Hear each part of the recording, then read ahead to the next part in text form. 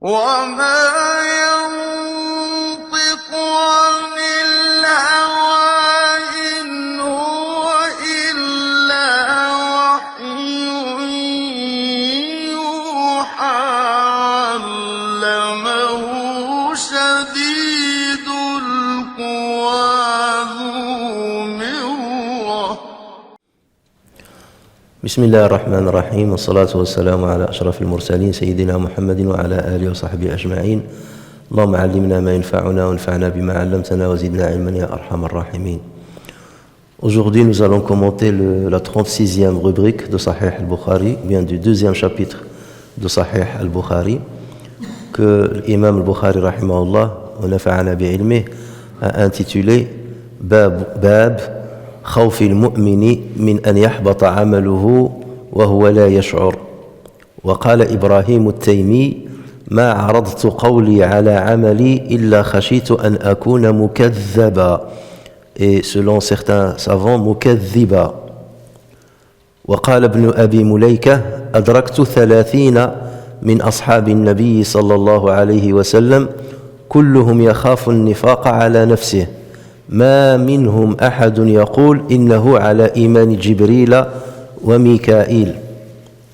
ويذكر عن الحسن ما خافه إلا مؤمن ولا أمنه إلا منافق وما يحذر من الإصرار على التقاتل والعصيان من غير توبة لقول الله تعالى ولم يصروا على ما فعلوا وهم يعلمون. Donc tout cela c'est le titre de cette rubrique. Donc vous voyez que ce titre-là, il est très long, puisqu'il y a déjà le titre en lui-même, et ensuite il a rapporté quelques récits de certains tabi'in, en l'occurrence Ibrahim Taymi, Ibn Abi Mulaika et Al-Hassan Al-Basri. Vous allez remarquer que pour Ibrahim Taymi, il a dit Qala, il a dit, Ibrahim Taymi a dit, Ibn Abi Mulaika a dit, mais concernant Al-Hassan, il a dit Wa yudhkar, on rapporte que Al-Hassan. On verra pourquoi il a fait cette citation de la sorte. Ensuite, il a cité le 48e hadith, qui est numéroté le 45e dans le Mukhtasar Tajrid Sarih. حدثنا محمد بن عرعرة قال حدثنا شعبة. Ici, il s'agit de Shu'ba ibn al-Hajjaj. عن زبيد, et là, il s'agit de Ibn al-Harith al-Yami. قال سألت أبا وائل. Et il s'agit ici de Shaqiq ibn Salama. عن المرجئة قال فقال. Donc سألت أبا وائل عن المرجئة فقال حدثني عبد الله. Et il s'agit de Ibn Mas'ud. أن النبي صلى الله عليه وسلم قال سباب المسلم فسوق وقتاله كفر. Ensuite il a cité un deuxième hadith dans la même rubrique, le 49e et le 46e dans le Tajrid Sarih que vous avez. أخبرنا إلى دي قال أخبرنا قتيبة بن سعيد حدثنا إسماعيل بن جعفر عن حميد حدثني أنس قال أخبرني عبادة بن الصامت أن رسول الله صلى الله عليه وسلم خرج يخبر بليلة القدر فتلاحى رجلان من المسلمين فقال إني خرجت لأخبركم بليلة القدر وإنه تلاحى فلان وفلان فرفعت وعسى أن يكون خيرا لكم التمسوها في 7 و9 و5. Donc cette rubrique a été intitulée de la crainte du croyant d'être privé de la récompense de ses bonnes œuvres sans s'en apercevoir. La crainte de perdre, c'est la récompense des bonnes œuvres sans s'en apercevoir. Il a cité la parole de Ibrahim Taymi qui a dit à chaque fois que je compare mes paroles à mes actes, je crains d'être taxé de menteur, ou je crains d'être menteur. Selon qu'on dise un ukadhaba, dans ce cas c'est être taxé de menteur. Si on lit un akdhiba, donc dans ce cas c'est je suis menteur, je crains d'être menteur.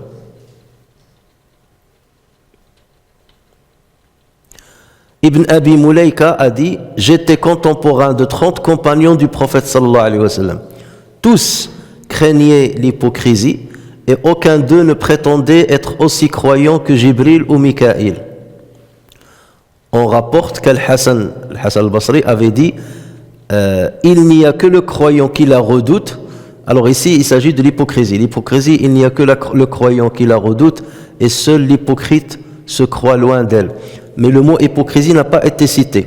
Et ce qu'a cité l'imam Bukhari, il n'y a que le croyant qui la redoute et seul l'hypocrite se croit loin d'elle. Ma khafahu et le pronom ici, la logique veut qu'il revienne à l'hypocrisie. Mais on verra qu'il y a certains savants qui disent que ça ne revient pas à l'hypocrisie, le pronom. Et ensuite, il a dit de la mise en garde contre le fait d'insister à être hypocrite ou pécheur sans se repentir. Allah Azza wa Jal dit dans Surat Ali Imran, le verset 135, une partie de verset, ceux qui ne persistent pas sciemment dans le mal qu'ils ont fait. Et ensuite, il a cité le hadith 48. Muhammad ibn Ar'ara nous a rapporté sur Shu'ba ibn al-Hajjaj, sur Zubayd ibn al-Harith al-Yami, qu'il a dit: j'ai interrogé Abu Wa'il, Shaqiq ibn Salama, au sujet des Murji'a. Et il m'a répondu: Abdullah, donc Abdullah ibn Mas'ud, m'a rapporté que le prophète sallallahu alayhi wa sallam avait dit: injurier un musulman est un acte de perversité. Le combattre est un acte d'incrédulité ou de mécréance. 46e hadith, dans Tajrid Sarih, le 49e, dans le chapitre de l'Iman, dans Sahih al-Bukhari, Utayba nous a rapporté sur Ismaïl ibn Ja'far, sur Humayd, sur Anas, qu'il a dit: Ubada ibn Samit me rapporta que le messager sallallahu alayhi wa sallam était sorti une fois pour informer les musulmans de la nuit de la destinée, la nuit de l'Qadr. Mais deux hommes d'entre les musulmans commencèrent à se disputer. Il dit alors: j'étais sorti pour vous informer de la nuit d'Al-Qadr, mais un tel et un tel se sont disputés, ce qui causa son élévation.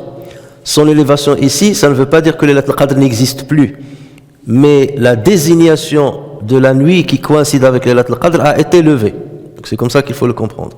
Mais Laylat al-Qadr demeure tout le temps. Mais j'espère que cela serait bénéfique pour vous. Guettez-la durant les nuits suivantes, la 7e, la 9e et la 5e. Alors, cette rubrique a pour objectif principal de répondre aux murji'ites. On a déjà parlé de l'murji'a, mais ici, cette rubrique va être destinée à répondre d'une manière directe à l'murji'a. L'murji'a, c'est un groupe de musulmans qui est apparu suite au litige qui a opposé Ali ibn Abi Talib radiyallahu anhu et Muawiyah ibn Abi Sufyan radiyallahu anhu. Après la guerre qu'il y a eu entre eux, les musulmans se sont divisés grosso modo en trois clans. Il y a le clan, le grand clan général qui a suivi le cours de l'histoire normalement. Et il y a le Khawarij, les dissidents, qui ont considéré que Ali ibn Abi Talib est un kafir, que Muawiyah ibn Abi Sufyan est un kafir, parce qu'ils se sont combattus et parce qu'ils ont décidé de se référer au jugement des gens, d'après eux, alors qu'il faut se référer au jugement de Dieu. Et il y a le Murji'a qui, au départ, ont dit: cette affaire-là, on ne s'immisce pas dedans. On laisse le jugement de ces gens-là à Allah Azza wa Jal. On le diffère, on le retarde à Allah Azza wa Jal. Le jour du jugement, il décidera entre eux. On les a appelés le Murji'a. Mais au fur et à mesure, comme pour les Kharijites, ils ont commencé à adopter certaines thèses au niveau de l'Aqida qui sortent complètement de la logique de l'islam.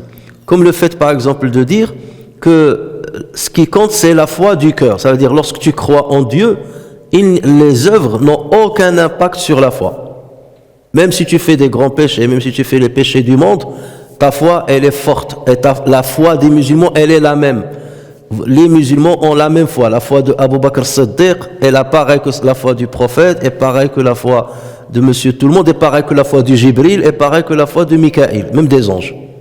Donc, alors que nous on sait que Al-Sunnah al-Jama'a, ils disent que non, la foi elle augmente, elle diminue, elle diffère d'une personne à une autre, et elle dépend des œuvres pieuses que nous accomplissons. Plus on accomplit des bonnes œuvres, plus la foi augmente, moins on accomplit, ou moins on obéit à Allah Azza wa Jal, plus la foi diminue.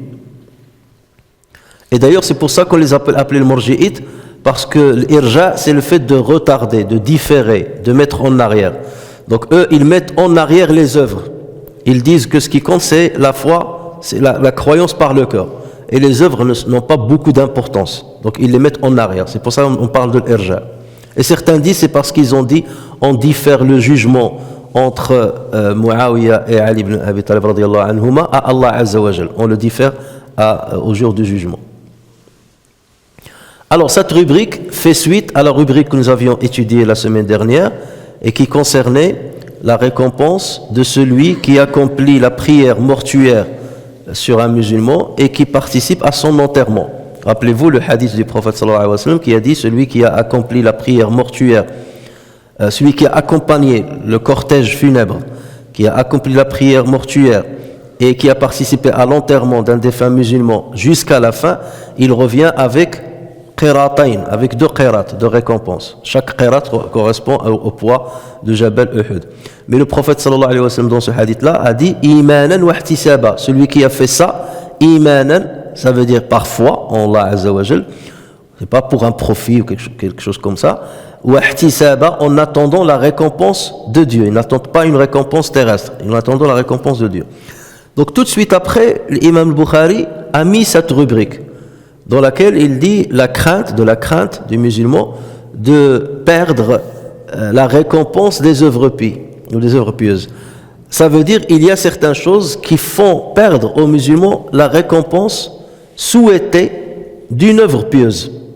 Tu risques de faire une œuvre pieuse, mais tu n'as aucune récompense. Pourquoi? Parce qu'il y a peut-être tu as fait certaines choses, soit ton intention est mauvaise, il y a de l'ostentation dans ce que tu as fait, et la récompense tu la verras pas. Donc c'est ce qu'il va essayer de démontrer à travers les citations, les récits qu'il va citer des tabi'in et à travers les 2 hadiths rapportés sur le prophète sallallahu alayhi wa sallam dans cette rubrique. Alors certains, lorsqu'ils ont vu le titre de cette rubrique, ont critiqué le Bukhari. On dit, le Bukhari, d'après le titre de la rubrique, il dit que les œuvres peuvent être dissipées. Les œuvres, les bonnes œuvres peuvent être dissipées, ça veut dire qu'ils peuvent être anéantis. Et là, ils disent, le Bukhari est en train de confirmer les dires d'un groupe qu'on appelle al-ihbatiyya, qui vient du verbe habata, ou habita amaluhu. Habit, ça veut dire l'œuvre a été anéantie. Que veut dire cette question-là? En fait, il y a une question qui se pose entre les musulmans. Nous savons très bien que les hasanat yudhibna sayyi'at, les bonnes œuvres font dissiper les mauvaises. Mais est-ce que l'inverse s'opère? Est-ce que le fait d'avoir accompli une mauvaise œuvre fait disparaître les bonnes œuvres que tu as fait? Cette question se pose. La majorité de Al-Sunnah al-Jama'a, que dit-elle? Elle dit que non, les bonnes œuvres font dissiper les mauvaises, mais les mauvaises ne font pas dissiper les bonnes œuvres. Les mauvaises œuvres ne font pas dissiper les bonnes. Mais il y a un groupe qu'on appelle justement l'ihbatiyya, ils disent non, même les mauvaises œuvres dissipent les bonnes. Ça veut dire tu as prié, tu as fait le jeûne, tu as fait beaucoup de bonnes œuvres. Lorsque tu commets un péché, le péché il commence à effacer les bonnes œuvres que tu as fait. Et ça c'est une minorité qui le dit. Et ici, de par le titre de l'imam al-Bukhari, parce que le titre il dit de la crainte de perdre les bonnes œuvres. Mais moi, dans la traduction, j'ai mis de la crainte de perdre la récompense des bonnes œuvres. D'accord? Pour être plus précis. Et c'est ce que veut dire le Bukhari, la récompense, et pas l'œuvre elle-même. L'œuvre elle-même, elle reste. Mais c'est la récompense que tu risques de ne pas avoir. Et c'est ce qu'on va démontrer. Donc, concernant ce sur quoi il y a unanimité, les bonnes œuvres dissipent les mauvaises. Ça, on le trouve dans le Coran lorsqu'Allah Azza wa Jalla dit « Innal hasanati yudhibna sayyi'at » les bonnes œuvres dissipent les mauvaises. Et Allah Azza wa Jalla dit aussi « In tajtanibu kaba'ira ma tunhawna anhu nukaffir ankum sayyi'atikum wa nudkhilkum mudkhalan karima » Si vous évitez les grands péchés qui vous sont interdits, nous effacerons vos méfaits de votre compte et nous vous ferons entrer dans un endroit honorable, qui est le paradis, bien entendu. Donc là, il dit le simple fait d'éviter les grands péchés. Tu évites les grands péchés, Allah Azza wa Jalla t'efface les petits péchés, as-sayyi'at, les méfaits, ce qu'on traduit ici par les méfaits. Les petits péchés, ils s'effacent. Là, ça arrive alors que tu es encore sur terre. Dès que tu évites les grands péchés et dès que tu accomplis des bonnes œuvres, Allah Azza wa Jalla efface de ton livre certains petits péchés. C'est-à-dire le jour du jugement, tu ne les trouveras même pas dans ton livre. Ils ont été effacés alors que tu es encore sur terre. Mais ce n'est pas le cas des grands péchés. Celui qui a commis un grand péché, il risque de ne pas être enlevé. Là, je peux l'enlever comme il peut ne pas l'enlever. Mais les petits péchés, ils sont enlevés lorsque tu t'écartes des grands péchés et lorsque tu accomplis les bonnes œuvres. Alors maintenant, concernant le jour du jugement. Le jour du jugement, il y a une règle. Si, pour un musulman, il faut être musulman, il y a un croyant, pour ceux qui ont des hasanats plus que sayyi'at, dans ce cas, ils entreront au paradis. Maintenant, pour ceux qui ont les sayyi'at plus que le hasanat, ils étaient croyants, ils ont accompli des hasanat, ils ont accompli des bonnes œuvres, mais ils ont plus de sayyi'at. Cela, leur sort dépend de la volonté d'Allah Azza wa Jal. Dieu peut leur pardonner, comme il peut les punir. Donc il y a deux cas. Soit il leur pardonne malgré tout, ou par le biais d'un intercesseur, quelqu'un qui a accompli shafa'a pour eux, et Allah Azza wa Jal a accepté cette intercession, donc ils sont pardonnés. Comme Allah Azza wa Jal peut les punir. Et comment les punir? Ça veut dire qu'ils rentreront dans la demeure de l'enfer à un certain moment pour payer leurs péchés, et ensuite ils en sortiront pour entrer au paradis. C'est ce qu'on appelle al-jahannamiyin, les croyants qui entreront à Jahannam et qui en sortiront un jour parce qu'ils étaient croyants, et on a déjà vu des hadiths qui vont dans ce sens-là dans les rubriques précédentes. Alors, c'est là où la question se pose. Est-ce que les mauvaises œuvres ont dissipé les bonnes? Non, ils ne les ont pas dissipées complètement. Et l'imam Abu Bakr ibn al-Arabi, le Ma'afiri, le Malikite, a dit il faut distinguer entre deux dissipations. Ihbatan. Il y a la dissipation complète. Tu fais une chose et elle anéantit l'autre chose. C'est le cas par exemple de la foi. Lorsque tu entres en islam, lorsque tu crois en Dieu et tu entres en islam, tu dissipes tous les péchés que tu as commis auparavant, avant ta conversion. Ça, c'est une dissipation complète. Tout s'efface. D'accord? L'islamu yajubbu ma qabla. L'entrée en islam efface tout ce qui a précédé. Pareil l'inverse, quelqu'un qui a apostasié, il était croyant, il a fait des bonnes œuvres. Un jour, il a apostasié la religion. Dans ce cas, tout le bien qu'il a fait est dissipé complètement. Le compteur revient à zéro. Même s'il revient à l'islam, le compteur revient à zéro. D'accord? Donc là, c'est dissipation complète. Mais la question les bonnes et les mauvaises œuvres, le jour du jugement, les mauvaises œuvres, ils dissipent les bonnes, mais d'une manière relative. C'est ce qu'appelle l'imam Abu Bakr ibn al-Arabi al-ihbatul muwazana. Ihbatul muwazana, c'est la dissipation de l'équilibre. Ça veut dire, au moment du jugement, les sayyi'at sont plus grandes que les hasanat, donc les hasanat ne te serviront pas en ce moment-là. S'il n'y a pas d'intercession, s'il n'y a pas de pardon de Dieu. Donc là, on va dire que les sayyi'at ont dissipé l'équilibre. Et donc la personne entre en enfer. Mais une fois il paye ces sayyi'at, les péchés, les hasanat ne sont pas perdus. Le bien qu'il a fait n'est pas perdu. Il ressurgit en surface. Et c'est grâce à cela, par la grâce divine, qu'Allah Azza wa Jal lui pardonne et il le fait sortir de l'enfer pour le faire entrer au paradis. Donc la dissipation n'a pas été complète. Il va rentrer au paradis à la fin par les bonnes œuvres qui sont restées là. Donc c'est pour cela que l'ihbat, c'est ça ce que veut dire l'imam al-Bukhari. L'imam al-Bukhari ne s'accorde pas avec les ihbatin qui disent non, les sayyi'at dissipent complètement les hasanat. Ça c'est le khawarij qui dit ça. Le khawarij il dit celui qui accomplit un grand péché, il restera éternellement dans l'enfer, même s'il était croyant. Ça veut dire sa foi ou la croyance ne lui servira à rien, il restera éternellement. Donc là c'est l'ihbat al-kamil. Et non, la majorité des savants disent que la dissipation est seulement relative et elle dissipe seulement, c'est une dissipation de l'équilibre. Donc c'est comme ça qu'il faut qu'on défend l'imam al-Bukhari pour ne pas considérer qu'il a donné raison à l'ihbatin. Alors ensuite, le Bukhari va citer 3 citations de 3 tabi'in, de 3 successeurs qui ont vécu avec des compagnons. Il va citer la citation de Ibrahim Taymi, rahimahullah. Ibrahim Taymi, c'est un grand jurisconsulte, un grand ascète, un grand adorateur, très connu pour son scrupule, pour sa pratique religieuse, son jeûne, sa prière, et c'était un rapporteur de hadith de confiance. Il a été emprisonné par Al-Hajjaj ibn Yusuf al-Thaqafi dans une prison jusqu'à ce qu'il y trouva la mort, comme beaucoup d'ailleurs malheureusement de grands savants de l'époque. Alors certains disent qu'il est mort en l'an 92 de l'Hégire, d'autres disent qu'il est mort en l'an 95 de l'Hégire. Donc que dit Ibrahim Taymi? Il dit: à chaque fois que je compare mes paroles à mes actes, je crains d'être menteur ou je crains d'être taxé de menteur. Illa khashitu an akuna mukadhiba ou an akuna mukadhaba. Imam Bukhari lui a rapporté an akuna mukadhaba, d'être taxé de menteur. Que veut dire par cette parole Ibrahim Taymi? Ibrahim Taymi, comme on a dit, c'est un grand ascète, un grand adorateur. Et c'était un grand exhortateur.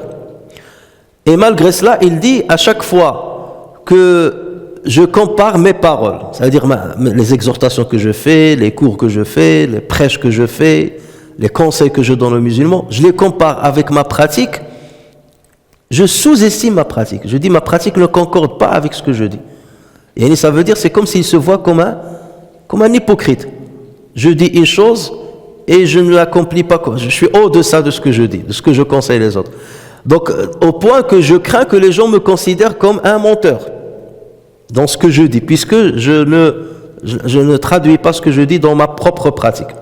Ou bien mukadhiba, que je sois un menteur, et que je me considère comme un menteur parce que je ne suis pas à la hauteur de ce que je dis. Et pourtant c'est un grand ascète. Ce qui montre les gens-là sont des gens qui sous-estiment toujours leurs œuvres. Le musulman qui commence à dire: oui, masha'Allah, moi je fais des bonnes œuvres, je suis un bon musulman, je suis un bon pratiquant, les autres ne savent rien, il n'a rien compris. Un musulman se doit toujours d'être humble et de remettre en cause ce qu'il fait et toujours douter de ce qu'il fait. Mais pas, bien entendu, d'une manière maladive. Donc là, il faut faire très attention parce qu'après, on rentre dans le waswas, où la personne doute de tout ce qu'il fait. Non, mais il faut qu'il y ait un équilibre dans ce que fait le musulman. Toujours se remettre en cause. Parce que Allah Azza wa Jal dit dans le Coran: Kabura indallahi maqtan an taqulu ma la taf'alun. C'est une grande abomination auprès d'Allah que de dire ce que vous ne faites pas. Et donc ce verset-là, il sonne dans l'oreille de ceux qui craignent Allah tabaraka wa ta'ala. Ils ont toujours peur de faire ce qu'ils ne disent pas ou de dire ce qu'ils ne font pas. Ensuite, il a cité la parole de Ibn Abi Mulaika. C'est un tabi'i qui est mort en l'an 117 de l'Hégire à la Mecque et il avait plus de 80 ans. Donc on ne sait pas exactement l'année à laquelle il est né, mais on sait qu'il est mort après 80 ans. Et il était juge à At-Taïf à l'époque de la gouvernance de Abdullah ibn Zubayr radiyallahu anhuma. Et il a rapporté des hadiths sur plusieurs compagnons, parmi lesquels Aïcha radiyallahu anha, Salama, Abu Huraira et l'Abadila al-Arba', les 4 Abadila, à savoir Abdullah ibn Abbas, Abdullah ibn Omar, Abdullah ibn Amr ibn al-As et Abdullah ibn al-Zubayr. On les appelle les 4 Abadila, puisqu'ils ont tous le même prénom, Abdullah, les 4 Abadila, etc. Donc plusieurs compagnons. Donc que dit Ibn Abi Mulaika? Il dit: j'étais contemporain de 30 compagnons du prophète sallallahu alayhi wa sallam. J'ai vécu avec eux et je les ai fréquentés et je les ai connus. Tous, sans exception. Donc il fait allusion à Aïcha, à tous ceux que je viens de citer. Tous craignaient l'hypocrisie. Ça veut dire craignaient l'hypocrisie. Craignaient d'être hypocrite ou de tomber ou de basculer vers l'hypocrisie. Tous craignaient l'hypocrisie et aucun d'eux ne prétendait être aussi croyant que Jibril et Mikaïl. Et ça répond directement à Al-Murji'a, qui disent que les musulmans ont la même foi, et la même foi qui est égale à la foi de Jibril et de Mikaïl. Le récit là va à l'encontre de cette citation-là, de cette croyance. Donc ça veut dire que les compagnons, les grands compagnons étaient toujours des gens qui craignaient l'hypocrisie et qui ne se considéraient pas les meilleurs ou les plus bons. Ils avaient toujours cette peur de ne pas continuer à être musulmans jusqu'à la fin de leur vie, ce qui montre une humilité de leur part. Ensuite, l'imam al-Bukhari a dit, on rapporte sur le Hassan al-Basri. Alors le Hassan al-Basri, comme vous le savez, c'est un grand tabi'i qui est mort en l'an 110 de l'Hégire. Il a fréquenté aussi des grands compagnons. Lui-même, on le considérait, on disait, il avait le comportement de compagnon.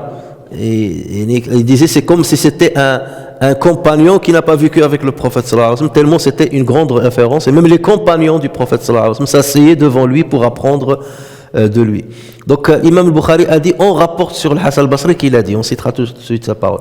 Mais là se pose la question, pourquoi le Bukhari n'a pas dit Al-Hassan al-Basri a dit, il a dit on rapporte. Ça c'est ce qu'on appelle sirat at-tamrid. Lorsque les spécialistes de hadith vous disent yurwa ou yudhkar, ça veut dire qu'il affaiblit la citation. Lorsqu'il dit un tel a dit, ça veut dire qu'il est certain qu'il l'a dit. Donc c'est valide. Mais lorsqu'il dit on rapporte, et c'est pour cela que lorsque on veut, par exemple dans un prêche du vendredi, citer un hadith qui est faible, mais pour une thématique qui concerne la tazkiya, qui concerne le tarbiya, donc ça n'a rien à voir avec l'aqida ni avec le halal ou le haram. Dans ce cas, on peut utiliser les hadiths faibles, parce que qui dit un hadith faible ne veut pas dire que le hadith est forgé. Il est seulement faible selon les règles de l'authentification des hadiths. Donc dans ce cas, tu ne dis pas le prophète a dit.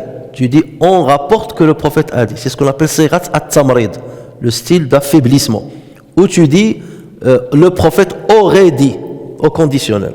Donc le Bukhari ici a dit on rapporte que le Hassan al-Basri a dit. Ça ne veut pas dire que le Hassan al-Basri n'a pas dit cette parole, d'accord? Parce que ça c'est ce qu'on appelle le hadith mu'allaq ou un récit, atharun mu'allaq. Parce que d'autres savants ont rapporté que le Hassan al-Basri a dit bien cela. Mais les savants disent, l'imam al-Bukhari lorsqu'il a utilisé sirat at-tamrid, c'est parce que le Hassan al-Basri n'a pas dit exactement cette parole-là. D'accord? Il a dit ce qui ressemble à cette parole. Et le Bukhari n'a donné qu'un résumé. Et puisqu'il a donné qu'un résumé, ou ce qui ressemble à la parole, il n'a pas dit le Hassan al-Basri a dit, pour ne pas être taxé de menteur. Donc il a dit on rapporte que, et il a donné la signification, le résumé de ce qu'a dit le Hassan al-Basri. Et ça vous montre le caractère scrupuleux de Bukhari lorsqu'il rapporte des récits. Qu'a dit le Hassan al-Basri? Il a dit ma khafahu illa mu'min wa ma aminahu illa munafiq. Il n'y a que le croyant qui la redoute, et seul l'hypocrite se croit loin d'elle. Ma khafahu, le pronom ha, khafahu, craindre qui? De quoi parle le Hassan al-Basri? Le Bukhari, de par ce qui a précédé, il parle de nifaq, de l'hypocrisie. Mais il y a des savants, comme l'imam al-Nawawi et comme l'imam al-Kirmani, dans le commentaire de Sahih al-Bukhari, ils ont dit non, le Hassan al-Basri voulait dire il n'y a que le croyant qui redoute Allah, et il n'y a que l'hypocrite qui se croit loin de cette crainte. Donc pour eux, pour ces deux savants, le pronom revient à Dieu. D'accord? Mais pour le Bukhari, le pronom revient à l'hypocrisie. D'accord? Mais les savants ont dit que c'est le Bukhari qui a raison. Pourquoi? Parce qu'ils ont rapporté plusieurs récits où le Hassan al-Basri parlait en fait, faisait allusion à l'hypocrisie. C'est un exemple que vous avez. Al-Mu'alla ibn Ziyad dit j'ai entendu Al-Hassan dans cette mosquée jurer par Dieu que le croyant de toute époque craint l'hypocrisie, et que l'hypocrite de toute époque se considère à l'abri de l'hypocrisie. Et je l'ai entendu dire aussi, celui qui ne craint pas l'hypocrisie est un hypocrite. Celui qui ne craint pas l'hypocrisie est un hypocrite. Donc ce qui prouve que Hassan al-Basri il parle de l'hypocrisie. Regardez Omar ibn Khattab radiyallahu anhu, il venait chez le Hudayfa ibn al-Yaman. Hudayfa ibn al-Yaman c'est un compagnon à qui le prophète sallallahu alayhi wa sallam a confié le nom de tous les hypocrites de Médine. Et il lui a dit, même après ma mort, si jamais l'une de ces personnes décède, tu n'accomplis pas la prière dessus, parce que c'est un hypocrite. Mais tu ne dévoiles pas leur identité aux musulmans. Et imaginez, Omar ibn Khattab, avec ce qui est Omar ibn Khattab, il venait chez Hudayfa ibn al-Yaman et il lui disait, je te conjure par Dieu, est-ce que je fais partie de la liste? Est-ce que je fais partie de la liste? Et regardez comment les compagnons se considèrent. Ils avaient toujours peur d'être des hypocrites. Et ça montre l'humilité que doit avoir le musulman. Ensuite, donc, le Bukhari a cité un verset coranique qui met en garde contre le fait d'insister à être hypocrite ou à être pécheur. Ce verset est dans Surat Al-Imran. et dans laquelle Allah Azza wa Jalla dit Sari'u ila maghfiratin min rabbikum wa jannatin 'arduha as-samawati wal ardu u'iddat lil muttaqin. Donc concourez vers un paradis dont la largeur équivaut aux cieux et la terre, qui a été préparé pour les pieux. Et ensuite Allah Azza wa Jalla a cité les caractéristiques de ces pieux. Et parmi ce qu'il a dit, il a dit walladhina idha fa'alu fahishatan aw zalamu anfusahum dhakaru Allah fastaghfaru li dhunubihim وَمَنْ يَغْفِرُ الذُّنُوبَ إِلَّا اللَّهُ وَلَمْ يُصِرُّوا عَلَى مَا فَعَلُوا وَهُمْ يَعْلَمُونَ. Donc il dit, et pour ceux, c'est-à-dire ce paradis a été apprêté pour ceux qui, s'ils ont commis quelque turpitude ou causé quelque préjudice à leur propre âme, se souviennent d'Allah et demandent pardon pour leurs péchés. Et qui est-ce qui pardonne les péchés sinon Allah? Et qui ne persiste pas sciemment dans le mal qu'ils ont fait. Donc, ce que veut dire le Bukhari, c'est que le musulman, lorsqu'il commet un péché, il ne faut pas insister à le faire. Il faut qu'il se repente. Même s'il faut qu'il se repente 1000 fois sur le même péché, il faut qu'il se repente. Et nous connaissons un hadith du prophète sallallahu alayhi wa sallam rapporté par Tirmidhi sur Abu Bakr as-Siddiq radiyallahu anhu, dans lequel le prophète sallallahu alayhi wa sallam a dit « Ma asarra man istaghfar wa in aada fil yawmi 70 marra » n'a pas insisté celui qui se repent, même s'il revient au péché 70 fois. Tant qu'il se repent avec sincérité, Allah Azza wa Jal accepte son repentir. Même s'il revient au péché et il se repent, Allah Azza wa Jal accepte. Allah Azza wa Jal accepte. La porte du pardon est ouverte tant que la personne n'est pas arrivée à la mort. Maintenant, venons-en au hadith lui-même. Donc, l'imam al-Bukhari a rapporté avec sa chaîne de transmission que Zubayd a dit « J'ai interrogé Abu Wa'il au sujet des Murji'a et il m'a répondu « Abdullah m'a rapporté que le prophète sallallahu alayhi wa sallam a dit « Injurier un musulman est un acte de perversité, le combattre est un acte d'incrédulité. » Quel rapport entre ce hadith-là et la réponse aux Murji'a, au credo de Murji'a? Quel rapport? Ici, le prophète sallallahu alayhi wa sallam, il parle d'injurier un musulman, c'est un acte de perversité, fisq, et le combattre est un acte d'incrédulité. Alors, lorsque les Murji'a sont apparus, donc Zubayd a interrogé Abu Wa'il. Il lui a dit, voilà, qu'est-ce que tu penses de leur croyance? Et Abu Wa'il a cité ce hadith-là. Donc, c'est comme si Abu Wa'il considère que ce hadith-là est un argument contre les thèses de Al-Murji'a concernant les œuvres et la foi. Ils disent que les œuvres ne sont pas importantes pour la foi. Il faut avoir la foi dans le cœur et c'est bon. Fais ce que tu veux, tu es dans le paradis dès lors que tu as la foi, même si tu as fait de grands péchés. Alors, donc, le hadith là, il a un sens. Déjà, commençons par comprendre les termes du hadith. Lorsque le prophète sallallahu alayhi wa sallam a dit « Sibabul muslimi fisqun », le fisq, ça veut dire perversité. Et étymologiquement parlant, le fisq, ça veut dire le khuruj, la sortie. Religieusement parlant, selon la terminologie religieuse, c'est le fait de quitter l'obéissance d'Allah et de quitter l'obéissance du prophète sallallahu alayhi wa sallam. Et le fisq, il est plus grave que la désobéissance tout court, que le petit péché. Parce qu'Allah Azza wa Jal, dans Surat Al-Hujurat, a dit wa karraha ilaykumul kufra wal fusuqa wal isyan. Donc il a cité dans un ordre décroissant les choses graves. Il a commencé wa karraha ilaykum, ça veut dire il a fait détester pour vous la mécréance, le kufr, wal fusuq, la perversité, wal isyan et la désobéissance. Donc ce qui montre que le kufr il est plus du côté de le kufr que du côté de la désobéissance. D'accord? Donc le prophète sallallahu alayhi wa sallam a cité dans ce hadith le fisq, ce qui est quelque chose de grave. Quelqu'un qui a insulté un musulman, il est taxé dans la religion comme un pervers. C'est de la perversité. Sibabul muslim. Le terme sibab, que signifie-t-il? Sibab, ça vient du verbe sabba. Sabba. Sabba a deux substantifs. Sabbun et sibabun. Sabbun, c'est le simple fait d'insulter quelqu'un. Sibabun, pour certains savants, spécialistes de l'arabe, comme par exemple Ibrahim al-Harbi, il dit as-sibab, c'est le fait d'insulter une personne en citant les défauts qu'elle a et les défauts qu'elle n'a pas. Donc c'est plus grand que sab. Pour d'autres savants, ils disent as-sibab, c'est insulter une personne qui t'a insulté. Par contre, as-sab, c'est insulter une personne qui ne t'a pas insulté. Voilà la différence. Mais dans un cas ou dans un autre, en tout cas, le prophète sallallahu alayhi wa sallam considère que sab, sibab, dans un cas ou dans un autre, selon la signification, est un faux sourd.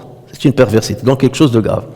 Et ensuite, il a dit wa qitaluhu kufr. Le fait de combattre un musulman, c'est de l'incrédulité, c'est de la mécréance.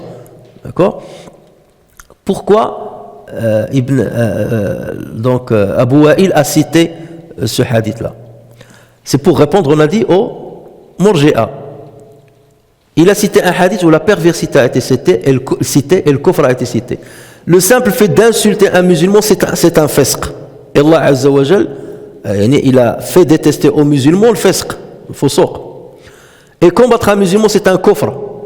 Et comment vous osez dire que quel que soit le péché que tu commets, la foi, elle est bonne. Et auprès de Dieu, tu auras toujours la récompense du paradis. Regardez rien que l'insulter un musulman, regarde ce qu'il te fait encourir. Et le combattre, regarde ce que ça te fait encourir. Mais le problème, c'est qu'il ne faut pas tomber dans l'autre extrême. Lorsque tu dis combattre un musulman, c'est du kufr, est-ce que ça veut dire que quelqu'un qui a combattu un musulman en ayant une bonne interprétation, je l'ai combattu parce qu'il a fait ceci ou il a fait cela, comme ce qui s'est passé entre Ali et Muawiyah ibn Abi Sufyan, ou là entre Ali et Aïcha dans Ma'arakat Siffin ou Ma'arakat al-Jamal. Est-ce qu'on peut dire qu'ils sont devenus des apostats? Non, parce que ce soit Ali ou Aïcha ou Zubair ou bien Talha, tous étaient promis au paradis et pourtant ils se sont combattus entre eux, donc ils ne sont pas kuffar. D'accord? Donc ce qu'il faut comprendre, c'est que le kufr ici ne veut pas dire mécréant, sortir complètement de l'islam. Mais le prophète sallallahu alayhi wa sallam a utilisé ce terme seulement pour dissuader les musulmans de se combattre entre eux, pour les empêcher de se combattre entre eux, pour leur montrer que c'est quelque chose d'abominable. Et d'ailleurs dans un autre hadith, il a dit la tarji'u ba'di kuffaran yadribu ba'dukum riqaba ba'd. Ne devenez pas après moi des mécréants, vous tranchez les têtes les uns des autres. Donc il a utilisé ça seulement pour apeurer les gens. Mais en aucun cas, ça ne veut dire qu'une personne qui a combattu un musulman est un apostat. Jamais. Mais les Khawarij, eux, ils utilisent ce hadith-là, ce genre de hadith, pour dire que c'est un apostat. Ah ouais, le prophète, il a dit, le combattre, c'est une mécréance. Donc c'est un apostat. Et c'est pour cela que les savants, ils disent, lorsque tu es face à des extrêmes, tu utilises les arguments d'un extrême pour repousser les arguments d'un autre extrême, et vice-versa. D'accord? L'argument d'il combattre un musulman et du vrai kufr, qui le dit? C'est le Khawarij. Et là, Abu Wa'il l'a utilisé pour réfuter la thèse del Murji'a. Et parfois, tu prends les arguments de Murji'a qui disent, par exemple, le verset Inna Allaha la yaghfiru an yushraka bihi wa yaghfiru ma duna dhalika liman yasha. Dieu ne pardonne pas à ce qu'on lui associe une autre divinité, mais à part ça, il pardonne à qui il veut. Donc c'est pour ça le Murji'a dit, vous voyez, il suffit de ne pas associer à Dieu et Dieu nous pardonne tous. Cet argument, alors qu'ils n'ont pas compris cet argument, comment il le faut. Pardonne, liman yasha, à qui il veut, donc il peut ne pas pardonner. Tu prends cet argument pour réfuter et récuser les thèses des Khawarij. On dit qu'il faut briser la chaleur des uns avec le froid des autres. Et ça, dans les polémiques scientifiques, on utilise ce genre d'argument, parce qu'il y a un juste milieu entre les deux extrêmes. Et entre les deux arguments, il y a un juste milieu. C'est ce qu'il faut chercher. Donc voilà pourquoi Abu Wa'il a utilisé ce hadith, c'est pour répondre justement aux Murji'a. Et voilà pourquoi l'imam Bukhari a cité ce hadith dans cette rubrique. Maintenant, le deuxième hadith, rapidement, cité par l'imam Bukhari, il a dit Ubada ibn Samit a rapporté que le messager sallallahu alayhi wa sallam est sorti une fois pour informer les musulmans de la nuit de l'Qadr. Mais deux hommes d'entre les musulmans commencèrent à se disputer. Et c'était dans la mosquée, c'était pendant le mois du Ramadan, parce qu'il est sorti pour les informer de la nuit de l'Qadr, elle va coïncider avec quelle nuit. Donc c'était le mois de Ramadan, et les musulmans étaient dans la mosquée, et c'est dans la mosquée que ces deux musulmans ont commencé à se disputer. Et le prophète sallallahu alayhi wa sallam de dire, j'étais sorti pour vous informer de la nuit de l'Qadr, mais un tel et un tel se sont disputés, ce qui causa son élévation. Que veut dire son élévation? Ça veut dire que je ne l'ai plus en mémoire. Allah Azza wa Jal a dit au prophète sallallahu alayhi wa sallam, voilà, la nuit de l'Qadr coïncidera avec telle nuit. Le prophète sallallahu alayhi wa sallam est sorti pour informer les musulmans. Il a vu deux personnes en train de se disputer dans la mosquée. Donc, Allah l'a ôté de sa mémoire. Vous allez me dire, mais on ne peut pas oublier quelque chose comme ça. Si, Allah ici, lui a enlevé ça de la mémoire, malgré le prophète sallallahu alayhi wa sallam. Sanuqri'uka fala tansa illa ma sha Allah. Dieu peut t'enlever ça. Regardez Moussa alayhi salam lorsqu'il était avec son valet. Le valet devait lui dire quand est-ce que le poisson qui était mort est tombé dans l'eau, est sorti et il a plongé dans l'eau. Et pendant que Moussa était en train de dormir, le poisson a ressuscité et il a plongé dans l'eau. Et donc son valet n'a pas voulu le réveiller pour lui dire. Il a dit je vais lui dire lorsqu'il se réveillera. Il se réveillera. Mais lorsqu'il s'est réveillé, il a oublié de lui dire. Hein? Jusqu'à ce qu'ils ont bien marché et tout. Et qu'est-ce qu'il a dit lorsqu'il lui a dit وَمَا أَنْسَانِيهُ إِلَّا الشَّيْطَانُ أَنْ أَذْكُرَ. Et c'est pour ça qu'il a dit dans une lecture ansanihu et non pas ansanihi. Ansanihu, ça veut dire ansanihu, c'est un terme qu'on utilise rarement chez les Arabes avec dhamma. Ansanihu, c'est comme si on l'a enlevé vraiment. Il fallait l'enlever parce que c'est une information normalement qu'on n'oublie pas. Ici pareil, donc le prophète sallallahu alayhi wa sallam a oublié ça concorde avec quelle nuit. Et donc c'est pour ça qu'il a dit il a été élevé. Mais j'espère que cela serait bénéfique pour vous. Guettez-la durant les nuits suivantes, la 7e, la 9e et la 5e. Alors, les deux compagnons en question qui étaient en train de se disputer, radiyallahu anhuma, il ne faut pas leur en vouloir, hein, parce que de dire, si ce n'était pas disputé, on aurait pu savoir Laylat al-Qadr. Hein. Ils sont disputés comme tout le monde, ça arrive à beaucoup de monde. Donc c'était Abdullah ibn Hadrad et Ka'b ibn Malik, radiyallahu anhuma. Et ils se disputèrent à propos d'un différent entre eux. Chacun disait j'ai raison, l'autre il lui disait j'ai raison. Et donc c'est comme ça que la polémique a enflé à l'intérieur de la mosquée et les voix se sont élevées. Alors le Qadi Iyad, en commentant ce hadith, qu'est-ce qu'il dit? Il dit dans ce hadith, il y a une preuve que la dispute est réprouvée et qu'elle est une cause dans la punition morale, la privation est dans ce cas-là, dans la punition morale, et que la bénédiction s'enlève dans l'endroit où le démon se présente. La bénédiction s'enlève dans l'endroit où le démon se présente. Donc là, pourquoi Bukhari a cité ce hadith? C'est pour dire, regardez, une dispute entre deux musulmans a fait priver tous les musulmans à travers les âges d'une information capitale et importante que le prophète sallallahu alayhi wa sallam allait leur dire. Ce qui prouve que parfois tu peux faire des actes, toi tu sous-estimes leurs conséquences, alors que près d'Allah leurs conséquences sont graves. Donc le Murji'a qui disent que les péchés ne touchent pas la foi, ils ont tort. Regardez dans ce cas-là, une dispute, et regardez les conséquences qui sont graves. Vous voyez le Bukhari pourquoi il va chercher ce hadith-là et le mettre dans cette rubrique? C'est pour nous transmettre cette information et récuser la thèse des Murji'ites. Qu'est-ce que prouve ce verset-là? Il prouve deux autres choses. D'abord, c'est que les disputes font priver la personne qui se dispute de l'acquisition du savoir. Parce que l'information que voulait donner le prophète, c'était un savoir. Et là, les musulmans ont été privés de ce savoir. À cause de quoi? À cause d'une dispute. Les personnes, talabat al-ilm, ceux qui disent je cherche la science religieuse, et qui disputent les autres toujours.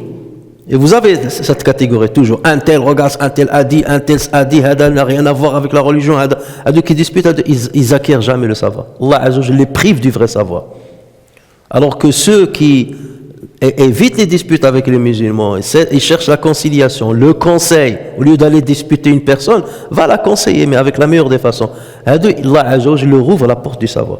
Ou de ceux qui se disputent toujours, qui se bagarrent avec les gens et ainsi de suite, Allah Azza wa Jalla leur ferme la porte du savoir, même si eux ils pensent qu'ils ont eu le savoir. La preuve, c'est ce hadith-là. La deuxième chose qu'on peut tirer de ce hadith-là, c'est que la masse des gens peut être privée à cause du péché de quelques-uns de la masse. Alors, deux personnes, ils ont fait priver toute la masse de la bénédiction divine. Pourquoi? Parce que la masse aussi doit intervenir pour éviter les disputes et ne pas les laisser faire. Il faut les faire éviter de la meilleure des façons, bien entendu. Maintenant, ce qu'il faut comprendre, les savants ils disent, est-ce que c'est la discussion qu'il y a eu entre ses compagnons qui est réprouvée, ou le contexte dans lequel s'est faite cette dispute qui était grave? Ils disent que c'est plutôt le deuxième choix. Pourquoi? Ce qui est réprouvé dans ce que ces deux personnes ont fait, c'est quoi? C'est d'abord, ils se sont disputés pendant le mois du Ramadan. C'est grave. Ils se sont disputés à l'intérieur de la mosquée. C'est grave. Et ils ont élevé leurs voix devant le prophète sallallahu alayhi wa sallam. C'est grave.